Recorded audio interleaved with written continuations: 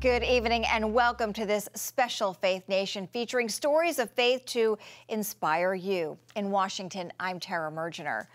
Gold Star families who have lost loved ones in the military struggle with feelings of grief long after their loss.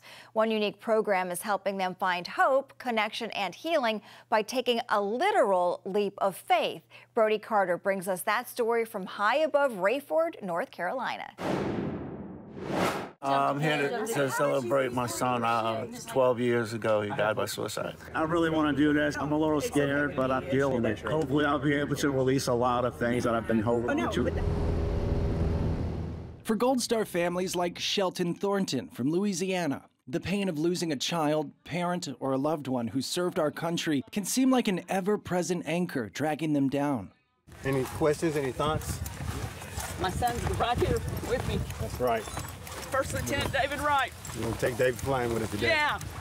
Operation Support Our Troops America, working with the help of the all-veteran group parachute team, taking skydivers 14,000 feet into the sky to help them find strength and courage to take the next step forward. 5,000 feet off the ground, there's a very different view of North Carolina. Now, today is not about the acceleration of a free fall, but today we are celebrating the Gold Star families who've lost loved ones, who are celebrating their heroes. And it's an opportunity to find hope, healing, and a new perspective on life. Yes, my dad was in the Army, and in ROTC, he did everything that they allowed him to do except for jump out of the plane, so I'm doing this because he couldn't. We get the incredible opportunity of providing moments of healing for these people. You know, the biggest thing is we've all been through dark periods of our life. God's not done with us. So I get the chance to be part of something so much bigger than life, that we get to be part of helping others heal from a certain darkness and difficulties. Families from as far as California come here to Rayford, North Carolina, in hope of moving forward. I would say the easiest way to talk about it is that grief is something that you use, you're not possessed by it. We're trying to help set them free from the psychological traps that happen because of emotions like grief that feel like they've taken over our lives, but they really haven't. Clinical psychologist Dr. Doug McKinley has partnered with Operation Support Our Troops America from the beginning, and he sees the leap of faith as transformational. It was absolutely amazing. First day of the rest of my life. Well, it doesn't help with the grief. It actually excites everything, but when we tie it to the message that we're trying to say to get them to let go of their fears, the metaphor is that you can literally physically let go and also psychologically let go. Thank you for taking good care of us. Absolutely. It was amazing grace. Deb Rickert started Operation Support Our Troops in 2003 by putting together care packages in her garage. When some of those soldiers didn't return home, she created the Leap of Faith event to support those families. Having two sons that deployed repeatedly and did come home, you know, my husband and I feel like we have a debt of gratitude that we have to repay. Our hope with the 3 days that we have with these people is that this is going to change their life. This is going to kind of make them live intentionally, even though this horrible journey has been put upon them. In addition to free falls, the 3-day retreat offers families help through seminars, professional counseling, and spending time in nature. You don't like to sing now. Such as equine therapy at Southern 8th Farm in Chesterfield, South Carolina. Spencer, when he was little, he wrote lots of sayings, and one of the things he wrote was, "Who says you cannot touch the stars?" I just feel that I got a little closer to God by being up there. Bart and Alexia Collar lost their 21-year-old son Spencer last year in an Osprey crash. He initially survived and went back in an attempt to save the trapped pilots. While he partially unbuckled their restraints, all three tragically lost their lives. Out of horrible loss, it continues to bear fruit, and we're convinced that Spencer and Evan are just up in heaven, dangling those strings down, just laughing at us, you know, making things happen, because it has not been dull ever since that crash for us. Those who've experienced this grief understand it's a web that binds them, not just to the past, but to one another. Through shared stories and pain, Gold Star families can transform loss into love and find that even the heaviest burdens can be carried together. Their stories remind us that courage isn't the absence of fear. It's facing it. One leap, one step at a time. Pay it forward. If you see a soldier, walk up to them, shake their hand, thank you for your service. If you see a person that's non-military, or whether they are or not, say hey to them, because you never know what that person is going through that day, and you could change their lives. It was absolutely amazing. It's epic. Thank you for that opportunity. My gosh. Thank you. Reporting in Rayford, North Carolina, Brody Carter, CBN News. The harvest is plenty, but the workers are few. Meet the American farmers who stepped in to help Israelis who left their growing fields to head to the battlefield right after this. Israeli farmers were hit hard as a result of the October 7th massacre. While locals jumped in to help, it hasn't been enough. To make up the shortfall, American farmers are bringing their much-needed skills to Israel's fields. CBN Middle East correspondent Julie Stahl reports. Here on Moshav Dekel near Gaza, war prevented farmers from harvesting this eggplant crop. They should have been harvested in November, December, and there was no workers. So, in a very literal sense, in Israel, the harvest is plentiful and the workers are few. We didn't have water for our crops. And in October, it was very hot here. And then after the water came back, the workers leave. We used to have foreign workers from Thailand. That's when author Doug Hershey stepped in to help by arranging trips for farmers to come here. I have a company called Ezra Adventures that is a travel company for small groups, but in Hebrew, Ezra means help. When you have specific skills from the States that connect with specific needs in Israel, and to be able to blend those, it's really been amazing. Anir Agiv, a farmer here, is also head of security. It's incredible that guys from another country decide to come here with on their own money and on their own spare time. They're also farmers as us. It's beautiful. These volunteers behind me are picking strawberries less than 2 miles from the Gaza border. If they weren't here helping out, these strawberries wouldn't likely go to market. We heard that there was a big need in this area since a lot of the farmers were called into the reserves and military, that a lot of the crops were going unharvested. This is Katie Schertzer's first time in Israel. Picking strawberries at home, we would be picking them down on the ground and not up in the air. So this is very cool to see. The people here are fantastic. Even though they're going through war right now, they're so giving at the same time. Kelly Zimmerman, another first-timer, says she came to link arms and give support. I think there's no better way than to show up in person, and we've experienced that. It means a lot to people here, and so it's been a beautiful thing so far. But you came during a war. Were you afraid? No. I love adventure. What are you going to tell people when you go home? Come to Israel.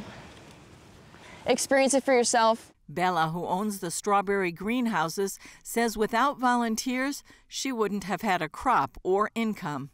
The volunteers did so much. I don't have enough words to thank them for what they did. Danny, whose identity is hidden for security reasons, says for the last 6 months, this area has felt frozen in time, but the volunteers are helping bring it back to life. So what do you think about these volunteers? Oof, it's amazing. It's amazing. After the 7th of October, after the few months, it's hard for us to push. And these people come, with big heart to help us, Pennsylvania farmers John Kreider and Jim Schertzer are helping Danny. We're all farmers. We love working hard. We love the agriculture. We love working with farmers, the whole atmosphere. So it's just a chance to serve at what we're good at. This morning we were cutting down trees that are around a water source that he is going to be using for expansion of his fields. And their message when they go home? Just that they're good people. They've suffered a lot, but they're resilient and they're forging ahead, but they needed help. It's a great country. Not to be cliche, but it's flowing with milk and honey. It's amazing to see green fields in the middle of the desert. Hershey says they're stepping into the pages of the Bible to fulfill prophecy. Isaiah 61 talks about strangers and foreigners coming to help, but not just help, working in the fields, tending the vineyards, and that's exactly what we've been doing. He encourages others to step up and help. There are tremendous needs here in this land. Israel is heartbroken. They are still grieving the losses of friends. They're still trying to figure out families that are scattered all over the place. This is the time to support Israel. You can support by prayer, you can support by financially giving, and there are opportunities, whether it's with groups with mine, with Ezra Adventures, or other opportunities. There are opportunities to come and help, to actually be involved. He says it also honors the covenant God made with the Jewish people forever. For Christians, if they've enjoyed their Jewish Bible and their Jewish Messiah, they've enjoyed the spiritual blessings of Israel, and Christians owe a debt according to Romans 15, and the way you repay that debt is to minister to Israel and to serve Israel with material needs. If there's ever been a time to do that, it's right now. Julie Stahl, CBN News, Moshav Dekel, Southern Israel. Still to come on Faith Nation, hear about a company that's giving convicts hope and helping them secure a bright future.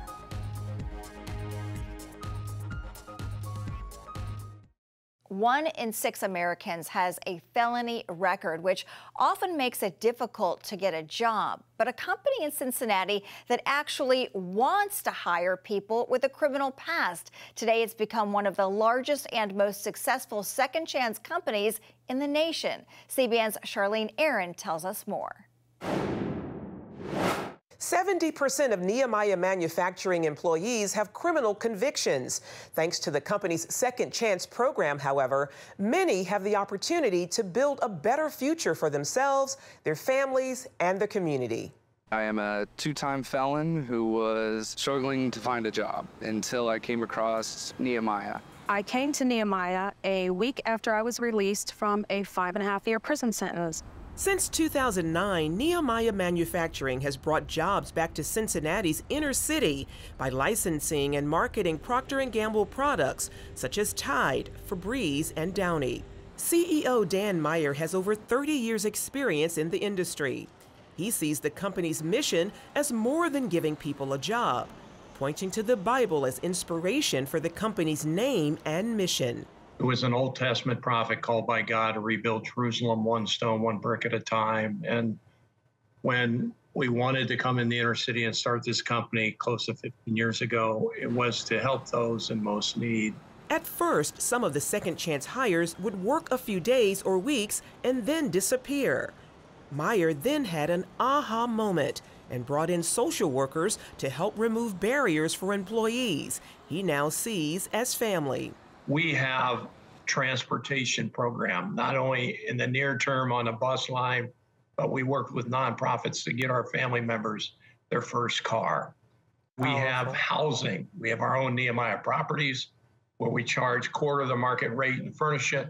The company's holistic approach, which includes spiritual wellness and continuing education, has led to a thriving workforce. As I started moving up in the company, I started to believe in myself. Fast forward 9 years, I'm the director of operations here, in charge of about 100 people here at Nehemiah that report to me. Kristen Schumacher serves as the company's chief manufacturing officer. We have some family members that have spent 20 plus years in prison. Yes. They would have never thought about being able to achieve a car, let alone a job, to be able to have the support that they have here. They never thought that that would even be possible. And so, Dan, like I said, Dan could speak more to the 8 pillars, but overall, what I would say, what I see with those 8 pillars is that our family members feel supported like they haven't ever before.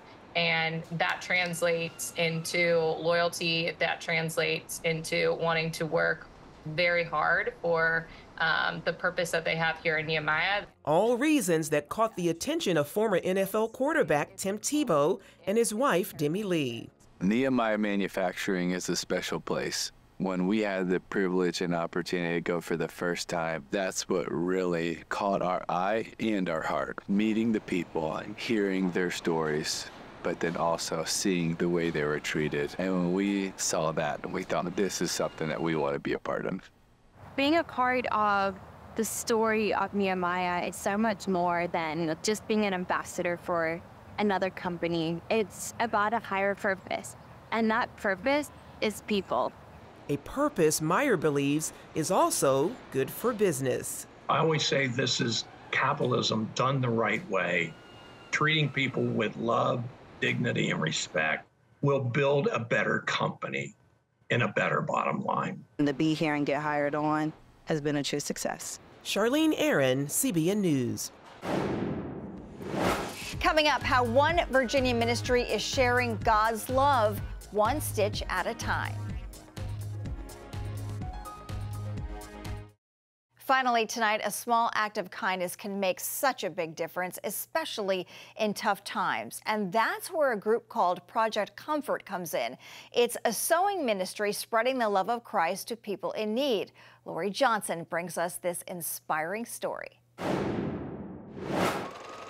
Each year, the ladies from Norfolk, Virginia's First Baptist Church turn out more than 5,000 useful items made with fabric, thread, and love. Before I come, I say a prayer that whatever I do today would benefit someone in some way, that would touch them. They call their sewing ministry Project Comfort. Debbie Allen runs it. I call these our frou-frou hats. Frou-frou hats. Feel that. The finished products fit into one of 30 categories. Hats, for example, feminine ones for women experiencing hair loss from chemotherapy, and more masculine ones designed for men struggling in a different way. The denim blue, the hunter green, black, charcoal, and all of that, because we run a homeless ministry here. And we provide these to the homeless ministry. Crocheted baby blankets go to crisis pregnancy centers along with these machine-sewn pillowcases, while these tiny items are for hospitals. So these are little vests that we send to the NICUs for the preemie babies, and they're all done with Velcro, so you can very easily open this up, and then you lay the child in there. The ladies make patriotic-themed pieces for veterans in hospice care. These quilts bring them comfort while they're still alive, and then after they pass, the family has either a pillow or they have a quilt, something to say, my child touched this. It was with him to the end. This piece of fabric with lots of pockets fits nicely on a walker. While it helps, you don't need to know how to operate a sewing machine to join this ministry. In fact, if you've never held a needle and thread in your life, there are plenty of people here who can teach. Like Cheryl Lawson, who brings years of experience. What better way to share your God-given talents than to help other people and to be here with all these wonderful ladies. Here, the women take part in an assembly line, cutting, ironing, stuffing, and stitching small multi-purpose pillows for breast cancer patients. They can be used under the arm to protect drainage tubes, cushion the head during infusions, and padding under a shoulder seatbelt. Something they can take with them when they leave the hospital or the doctor's office or chemo. It's just like sharing a part of you. These large embroidered bibs are provided to nursing homes. This has the drapery liner blackout, so it doesn't allow anything that's filled on the front to go through. Even with all the materials and resources needed, this ministry is self-funded. We have people constantly donating fabric or machines or, everything that we need to make this place run. And it just happens. God makes it happen. The generous donations also allow Project Comfort to join mission trips to developing countries. There, they pass on donated sewing machines, fabric, and supplies while teaching women how to use them. They can sew for their family, which was most important. Also, they can sew and earn money from what they sewed. So that was something really different to them. So while these women enjoy a common bond working side by side, their true joy comes from showing the love of Christ to people in need. Lori Johnson, CBN News. And that's going to do it for Faith Nation. Have a great night.